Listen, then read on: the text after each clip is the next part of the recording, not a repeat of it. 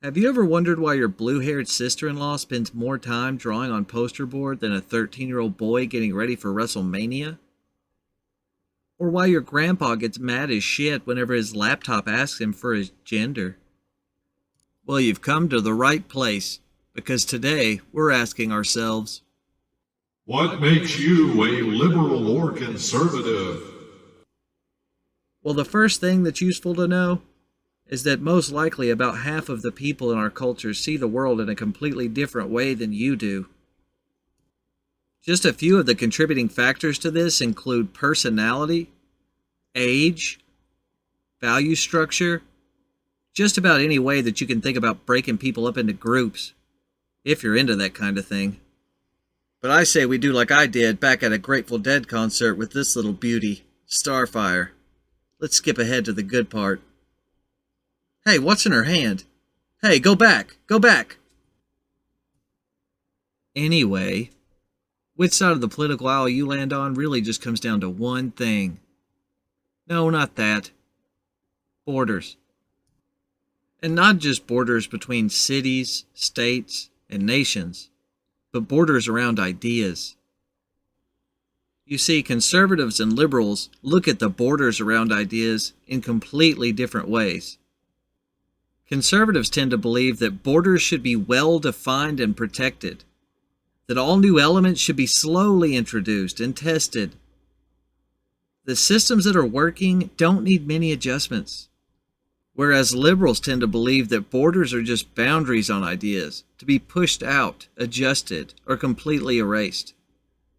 That new elements should be introduced regularly, and that systems need constant updates to succeed. Just take a look at this highly scientific graph we have here. On the conservative side, the border is well defined. On the liberal side, it's more of an obstacle where you can't fit in everything that you want. And there's always more ideas coming through. And now we get to the fun part. If we have two sides with two opposing views, how do we find out who's right? Well, for this, we're going to need a little bit of a thought experiment. Let's imagine that we live back in the good old tribal days. Basically, everything sucks all the time, and you and everybody that you know are struggling to survive. One day, they decide they're going to send you out into the woods to gather some, food. Anyways, while you're out there, you run into these two morons. And they say that they're from another village a good distance out, and that they have a lot of new ways of doing things, and women. And you're like, holy shit, man, my life sucks. I tell you what, I'll talk it over with my tribe, and I'll get back to you with a note on a bird's foot. Well, do we let them in or not? Let's just say, for the sake of argument, this time we let them in and everything works out. They show us new and better ways to use technology, and let's not forget those women. Alright, so we did the super happy way where everything turns out, great, and we loosen the borders. It was a good idea. But now, let's think back to a time in history a little bit more recent. Alright, now let's say that we're part of a Native American tribe. I mean, life is hard, but we're surviving. Hey, who's that sailing over this way? Oh, that's some of them pale fuckers in boats.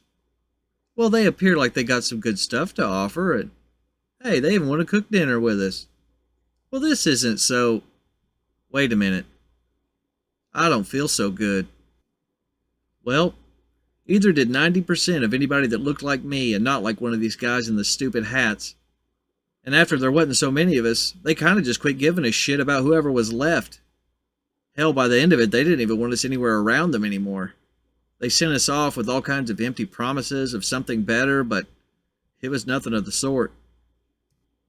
Well, it wasn't the natives' fault that the pale assholes came over with all their diseases and guns, but, the consequences of having loose borders, never been more plain. So what the hell do we do with that? Sometimes one thing works, and another time it gets you killed. Well, the truth is, they're both right. Sometimes things are working good, and you may decide you want to change one small thing and make it better, but you end up making a whole bunch of other things worse. And sometimes things aren't working that well, and a little change here can make all the difference in the world to get things right again. Well, if both sides are right part of the time, how do we know when that is? How do we compromise with each other? Well, our culture's already come up with an answer for that question. The one thing that can really help in a situation like this. No, not that. Free speech. No, not free speech. Free speech. Free speech is what the two sides can use when they don't agree about something, but they don't want to go at each other's throats. They can listen to each other and try to make compromise.